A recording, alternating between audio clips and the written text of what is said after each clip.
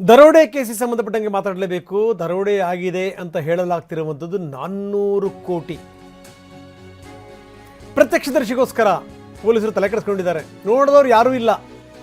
ಎಲ್ಲಿವೆ ಆ ಲಾರಿಗಳು ಗೊತ್ತಿಲ್ಲ, ಕಂಟೈನರ್ಗಳು.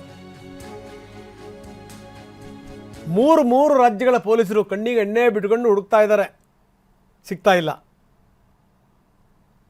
ಇವ್ರ ಪ್ರಶ್ನೆಗಳನ್ನ ಇವ್ರಿಗೆ ಕೇಳ್ಕೋಬೇಕು, ಯಾಕಂದರೆ ಆ ಪ್ರಶ್ನೆಗಳಿಗೆ ಉತ್ತರ ಇಲ್ಲವೇ ಇಲ್ಲ. ಇದೇ ನಿಜವಾಗಲೂ ಆಗಿದೆಯೋ ಇಲ್ವೋ, ಯಾರ್ಯಾರು ಸೇರ್ಕೊಂಡು ನಾಟಕ ಆಡ್ತಾ ಇದ್ದಾರೆ, ಏನು ಎತ್ತ ಏನು ಗೊತ್ತಾಗ್ತಾ ಇಲ್ಲ.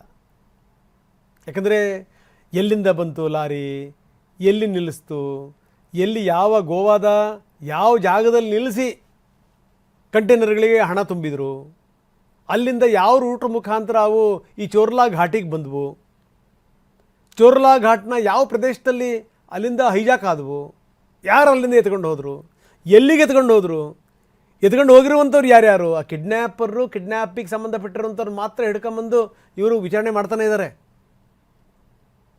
ಆದರೆ ಆ ಕಂಟೈನರು, ಅಲ್ಲಿದ್ದಂಥ ಡ್ರೈವರ್ಗಳಾಗಿರ್ಬೋದು, ಯಾರು ತುಂಬಿದರು, ಏನು ಎತ್ತ ಎಲ್ಲಿಂದ ಬಂತು, ಯಾವ ಜಾಗದಲ್ಲಿ ಹಣ ತುಂಬಿದರು, ಯಾವ ರೂಟಲ್ಲಿ ಹೋದವು, ಏನು ಎತ್ತ, ಇನ್ನೂ ಕೂಡ ಯಕ್ಷ ಪ್ರಶ್ನೆ.